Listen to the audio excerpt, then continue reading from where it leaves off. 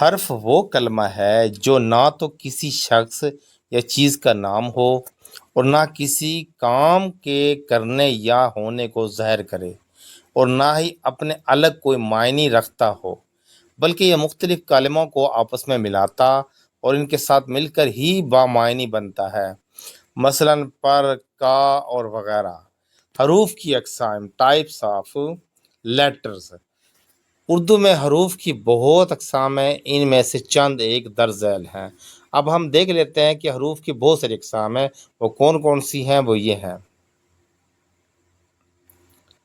سب سے پہلے حروف جار۔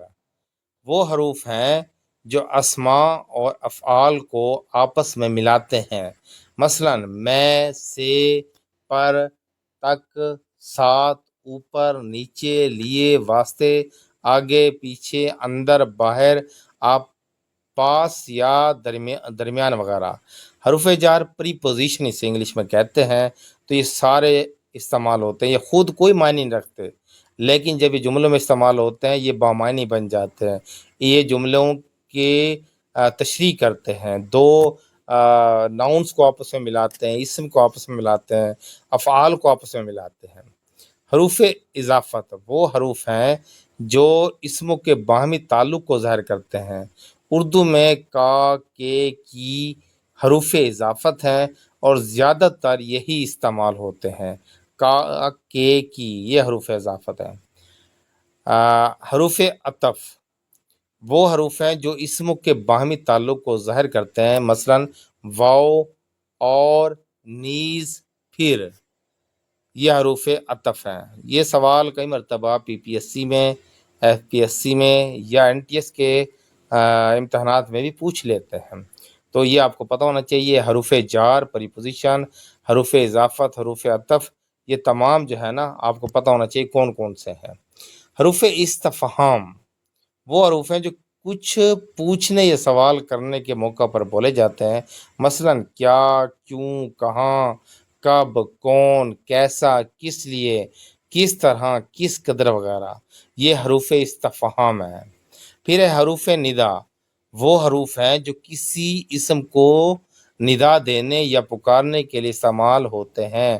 مثلاً اے، یا، اجی، ابے، او، ارے وغیرہ۔ حروف تشبیہ وہ حروف ہیں جو کسی ایک چیز کو دوسری چیز کے مشابہ یا مانند قرار دینے کے لیے استعمال ہوتے ہیں۔ مثلاً مانند، طرح، جیسا، سا، جو، مثل، صورت، بعین ہی، ہو بہو، کا، سا، کی، سی۔ مطلب یہ کہہ دیتے ہیں شعر کی مانند بہادر ہے، یہ حروف تشبیہ ہے۔ یہ ہم تفصیل سے پڑھیں گے ان کو، آگے دیکھیں۔ حروف تحسین۔ اب حروف تحسین کیا ہوتا ہے؟ وہ حروف ہیں جو تحسین و آفرین کے موقع پر بولے جاتے ہیں۔ مثلاً شاباش، خوب، واہ، سبحان اللہ، مرحبا، آفرین وغیرہ۔ یہ مطلب خوبصورتی کے لیے بولے جاتے ہیں، تحسین، تعریف کے لیے بولے جاتے ہیں۔ حروف نفرین وہ حروف ہیں جو نفرت یا ملامت کے لیے استعمال ہوتے ہیں۔ مثلاً توبہ، لعنت، تف، معاذ اللہ، استغفر اللہ، لا حول ولا قوت وغیرہ، یہ حروف نفرت کے لیے ہوتے ہیں، حروف نفرین۔ حروف استدراک وہ حروف ہیں جو پہلے جملے میں آنے والے کسی شبہ کو دور کرنے کے لیے دوسرے جملے میں استعمال ہوتے ہیں۔ مثلاً مگر، اگرچہ، لیکن، ہاں، البتہ، الا، ولے وغیرہ۔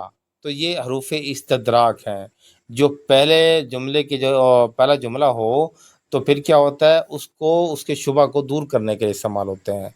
حروف تاکید وہ حروف ہیں جو کلام میں تاکید اور زور پیدا کر رہے ہیں۔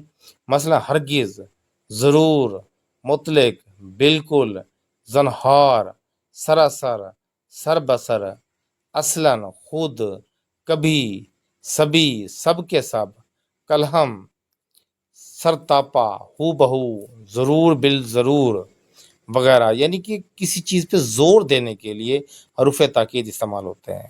حروف علت وہ حروف ہیں جو کسی بات کے سبب یا علت کو ظاہر کریں، جیسا کہ کیوں، تاکہ، اس لیے کہ، تا وغیرہ یہ حروف علت ہیں۔ پھر ہے حروف مفجات۔